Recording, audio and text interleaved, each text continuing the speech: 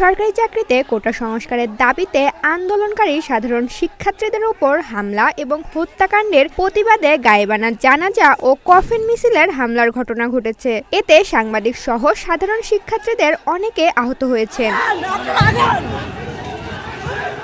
পরে গায়েবানা জানাজা কর্মসূচিকে ঘিরে টিএসসি এলাকায় সাধারণ শিক্ষার্থীদের উপর টিয়ার শেল, সাউন্ড গ্রেড আর গুলি ছোড়ার ঘটনা ঘটে। অন্যদিকে শিক্ষার্থীদের বিপক্ষে আন্দোলন করা ছাত্রলীগ, আওয়ামী লীগের অবস্থান মিছিলে পুলিশকে সর্বোচ্চ পর্যায়ের প্রোটেকশন দিতে দেখা গেছে। আন্দোলনকারীদের অভিযোগ, ঢাকা বিশ্ববিদ্যালয় এলাকায় পুলিশের যেখানে সাধারণ শিক্ষার্থীদের নিরাপত্তা দেওয়ার কথা, সেখানে বহিরাগত সরকার দলীয় নেতাকর্মীদের হয়ে কাজ করছেন।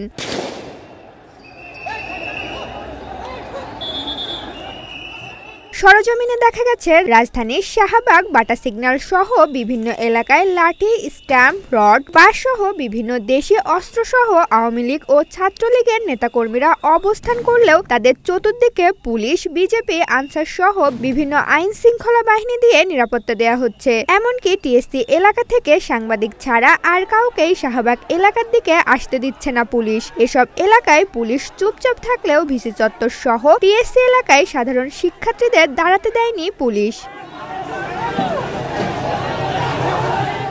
এ সময় আন্দোলনকারীদের অভিযোগ, কোটাদারি পুলিশ সদস্যরাই আন্দোলনকে উস্কে দিয়ে পরিস্থিতি উত্তপ্ত করে তুলছে।